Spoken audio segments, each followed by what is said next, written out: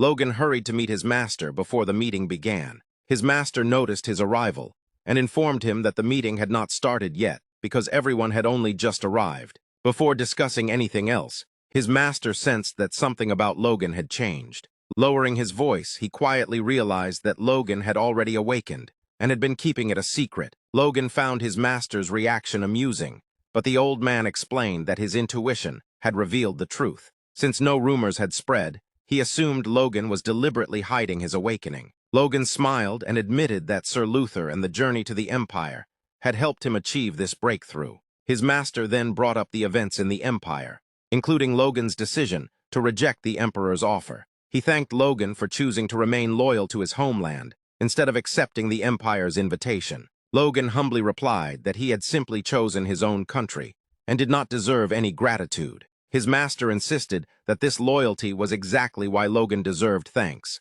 With that, he decided to continue the conversation later and led Logan into the meeting hall. Once everyone had gathered, Palace Minister Palman Terahi officially began the meeting. He explained that the recent terrorist incident had taken place in Jahid County, located in the northeastern region of the kingdom. He reminded everyone that Count Taran Jahid had been executed for supporting the first prince during the civil war. However, the rebels had illegally occupied his castle and turned it into their stronghold. The minister revealed that the rebels now possessed military strength comparable to that of a margravate. Even more alarming, the remaining supporters of the first prince continued to gather under their banner, causing their forces to grow larger with every passing moment. The shocking report immediately enraged one of the nobles. He argued that the rebels had already lost the civil war and had nothing left to lose, proving that remnants should never have been allowed to survive. Another noble pointed out that if the rebel army truly possessed the strength of a margravate, then the Archduke and House McLain would have to take the field personally. Looking toward Logan and his master, he expressed complete confidence that the two of them could end the rebellion with ease. He also assured everyone that the other noble houses would contribute their private soldiers to support the campaign. As the discussion continued, Logan silently wondered how anyone could remain so relaxed in such a dangerous situation. Count Esperanza then explained that his forces were already occupied, protecting the capital and defending the kingdom's borders. Taking responsibility for suppressing the rebellion as well would place too much strain on his army. For that reason, he believed that House McLain alone would be enough for the mission, and formally entrusted the operation to Logan. Logan realized that the Count's reasoning was not entirely wrong. Combining House McLain's elite forces with the private soldiers of the other noble families would greatly reduce casualties. Even so, he could not shake the strange feeling that something about the situation was deeply unsettling. Despite that uneasy feeling, Logan confidently accepted full responsibility for the campaign and vowed to completely eliminate the rebels. His bold declaration immediately earned the admiration of everyone in the meeting hall. The nobles praised House McLain's reliability and placed their full trust in Logan to lead the operation. Although Count Esperanza smiled along with everyone else, his expression soon turned suspicious, hinting that something was still hidden beneath the surface. 2 weeks later, House McLain's Knight Commander Henderson reported that 70% of their forces had already assembled and were standing by. He then handed Logan the complete roster. Logan appreciated Henderson's hard work before noticing how much the Knight Order had grown.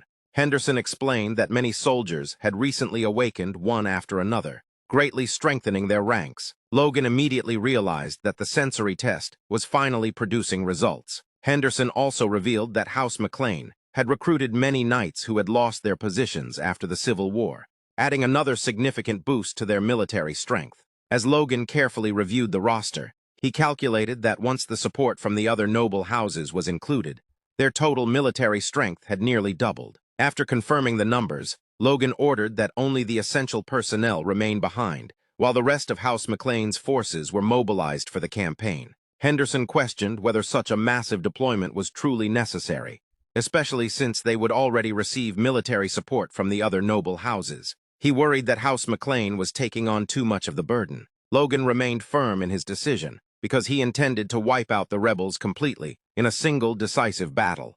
At the same time, Logan's greatest concern was no longer the rebellion itself, but the king. The new monarch had already faced multiple assassination attempts, and now a rebellion within the very first year of his reign. Logan understood that the king had every reason to feel anxious. He also realized that if the situation continued to worsen, It could damage his own relationship with the king. Because of that, he was determined to ensure that no misunderstandings like the ones in the past would ever happen again. As Logan continued preparing for the campaign, Eileen suddenly entered his chamber and urgently informed him that he needed to come to the communications room immediately. Logan quickly arrived at the communications room, where he connected with Palace Minister Palman through a mana crystal. Palman delivered alarming news. The king had been injured. The report left Logan stunned with concern. His first thought was that the royal castle's security had been breached once again.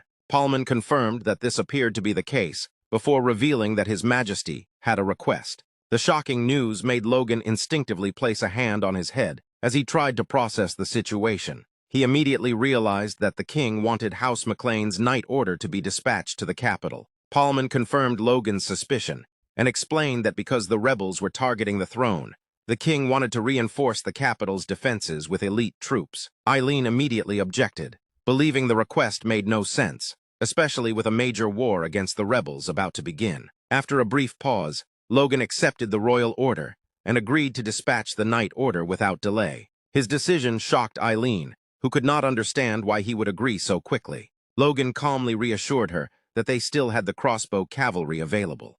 However, Palman then delivered even worse news. Ashamed to relay the king's words, he revealed that His Majesty no longer trusted the royal garrison. Because of that, the king also wanted the crossbow cavalry to reinforce the capital's security. Hearing this final request left both Logan and Eileen even more shocked. Logan's frustration continued to grow as he realized how unreasonable the situation had become. Unable to hold back any longer, Eileen furiously protested. She was outraged that the royal family wanted House McLain to send not only its night order, but also its crossbow cavalry. That would leave them to fight the rebels, with nothing but apprentice knights and ordinary soldiers. Palman tried to calm the situation by explaining that the royal army and the other noble houses would also be providing troops. Eileen immediately argued that those reinforcements could never replace soldiers who had trained and fought together for years. Palman found himself completely speechless. Despite her anger, Eileen finally accepted the royal order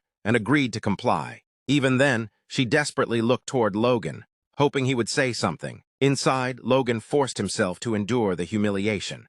He convinced himself that suppressing the rebellion had to remain the top priority. Any protest could wait until the war was over. Since they still had troops from the other noble houses, he believed they could somehow manage.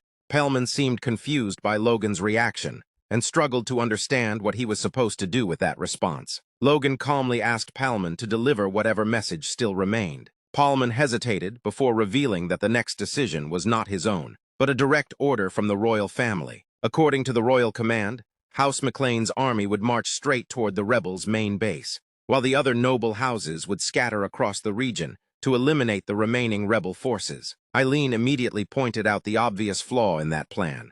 More than half of their current army consisted of the private soldiers from those very noble houses. Sending them away meant House McLain would lose most of its strength just before attacking the rebels' strongest fortress. Palman nervously insisted that he was only delivering the king's orders. He believed His Majesty surely had a plan behind the decision. Although clearly dissatisfied, Logan accepted the situation and declared that House McLain would handle the rebels' main force on its own. Relieved by the response, Palman expressed his gratitude and assured Logan that the king would remember House McLain's unwavering devotion. Without saying another word, Logan slammed his hand onto the mana crystal, forcefully ending the communication. After the communication ended, Eileen urgently pleaded with Logan to reconsider the decision.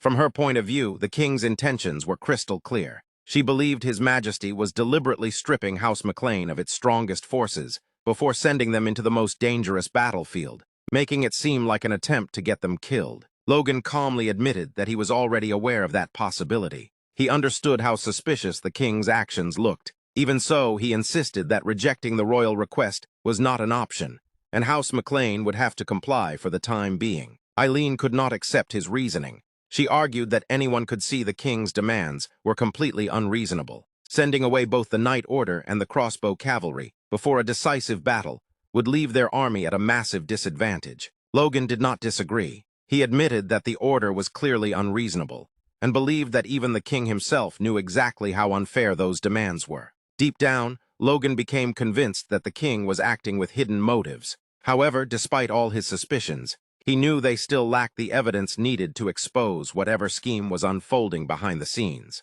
Because of that, Logan apologized to Eileen and asked her to endure the situation just a little longer. He believed that defeating the rebellion had to remain their highest priority, and only after the war ended would they have the chance to confront the king over his actions. Those words left Eileen completely stunned. Although she still disagreed, she realized Logan had already made up his mind. Logan then slowly clenched his fist, gritted his teeth in frustration, and silently swore that this would be the very last time House McLain tolerated the king's reckless and unreasonable behavior.